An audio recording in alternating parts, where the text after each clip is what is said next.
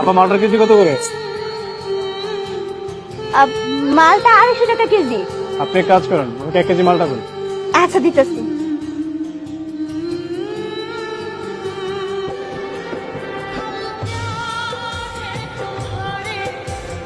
এই যে sir.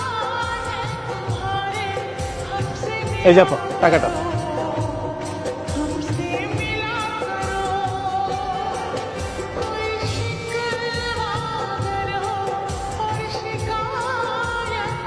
Sir, ও sir আপনি ভাঙতি টাকা টাকা না নিয়ে চলে গেল।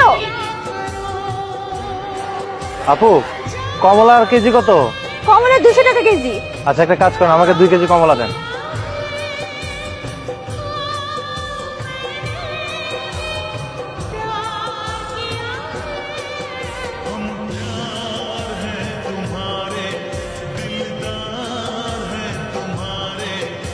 আপু একটা কাজ করেন, আপনি আমাকে 1 কেজি কমলা দেন। কেন স্যার? না আসলে আমার কাছে 2 কেজি কমলা নেওয়ার টাকা নেই। আমি ভেবেছিলাম আছে, কিন্তু আমাকে 1 কেজি কমলা নেওয়ার টাকা আছে। 1 কেজি দেন আমাকে। স্যার আপনি কালকে এসে আমার টাকা বাকিটা দিয়ে যেতে পারবেন? কালকে টাকা? হ্যাঁ পারবো আমি। তাহলে আপনি 2 কেজি নিয়ে যান, এখন 1 কেজি টাকা দিয়ে দেন আর 1 কেজি টাকা কালকে দিয়ে। আচ্ছা ঠিক আছে,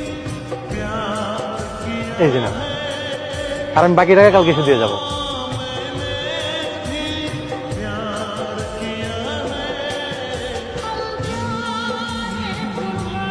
আপা আনার দেখতেছি, আনার তো মনে হয় ভালোই হবে। আনার কত করে? আনার তো স্যার 750 টাকা। কি বলেন, 4টা আনার 750 টাকা? হ্যাঁ স্যার। দেখেই মনে হচ্ছে ফ্রেশ হবে। আচ্ছা আপনি এক কাজ করুন, আমাকে একটা দিয়ে দিন। আচ্ছা এই যে স্যার।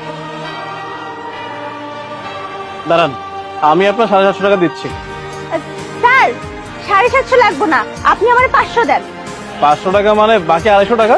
স্যার সেদিন যে আপনি মালটা নিয়ে গেছিলেন, আপনি তখন কি আপনার ভাঙতি টাকা নিতে ভুলে গেছেন? 500 টাকার নোট দিছিলেন, 250 টাকা না নিয়ে চলে গেছিলেন। ওইটা তো আমার কাছেই আছে, আপনি খালি 500 টাকা দিলেই হইব।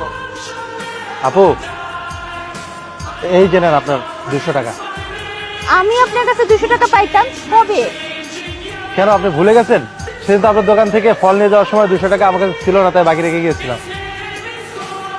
আপু আমার মনে আছে, আমি না আসলে আসতে পারি নাই পরের দিন, কারণ আমি অসুস্থ হয়ে পড়ছিলাম, তাই আমার একটু লেট হয়ে গেছে। রেখে দিন আপনার টাকা এটা। সমস্যা নেই ভাই, আপনি যে মনে করে দিয়ে গেছেন এটাই অনেক কিছু। বাহ, দেখুন না ব্যাপারটা কত ইন্টারেস্টিং। আমি আপনার কাছে টাকা পাবো সেটা আপনার মনে আছে, কিন্তু আপনি একজনের কাছে টাকা পাবেন সেটা আপনার মনে নেই। আসলে আপনি নিঃসন্দেহে একজন সৎ মানুষ। সৎ মানুষ না হলে আপনি চাইলেই কিন্তু আমার টাকাটা রেখে দিতে পারতেন, কিন্তু সেই কাজটা আপনি করেননি।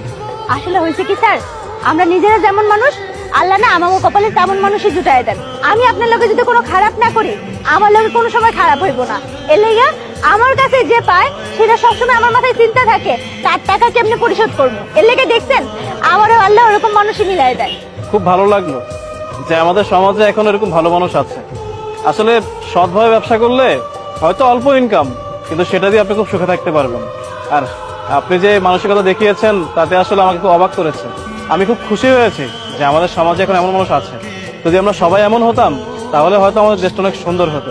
জি স্যার, আপনি আমার লাগে দোয়া করেন যাতে সব সময় এরকম সৎভাবে ব্যবসা করতে পারি। অবশ্যই অবশ্যই দোয়া করবো।